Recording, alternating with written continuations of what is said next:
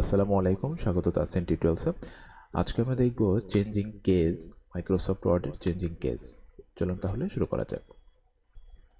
Microsoft ওয়ার্ডের changing কেসটা হলো আপনাদের যে লেটারগুলো থাকবে, যে ক্যারেক্টারগুলো থাকবে, সেই ক্যারেক্টারগুলোর কোন হরফে আছে, এটা ক্যাপিটাল লেটার আছে না স্মল লেটার আছে, অথবা এগুলো বারবার চেঞ্জ না করে আমাদের যতটুকু প্রয়োজন ততটুকু সম্পূর্ণটাকে সিলেক্ট করে আমরা চেঞ্জ করতে পারি।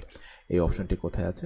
এই অপশনটি আপনার এই ফন্ট সেকশনের ভিতরে আছে। দেখুন, এই যে এখানে আমাদের যেটা ফন্টের ইনক্রিজ করা আর ফন্ট সাইজ ডিক্রিজ করা, এর পাশেই চেঞ্জিং কেসটা রয়েছে।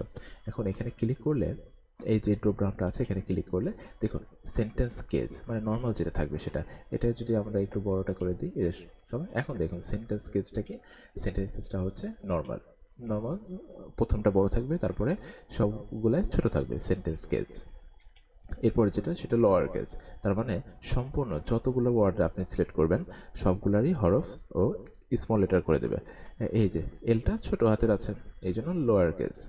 ওকে, এই যে এইচটাও এখানে ছোট হয়ে গেল। এরপর যেটা হবে দেখুন আপার কেস। আপার কেসে কি আছে?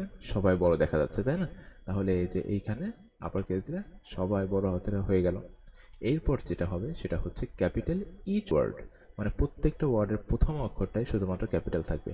এই যে প্রত্যেকটা ওয়ার্ডের প্রথম অক্ষর, এখানে হ্যালোর এইচ ক্যাপিটাল, ওয়ার্ল্ডের ডাব্লিউ ক্যাপিটাল।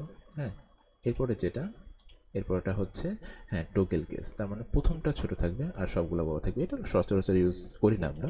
এই যে প্রথমটা ছোট, তারপরে সবগুলা বড়। এটা হচ্ছে কেস চেঞ্জিং। তাহলে আজকে পর্যন্ত দেখা হয় পরবর্তী টপিকে। ততক্ষণ পর্যন্ত ভালো থাকবেন। আল্লাহ হাফেজ।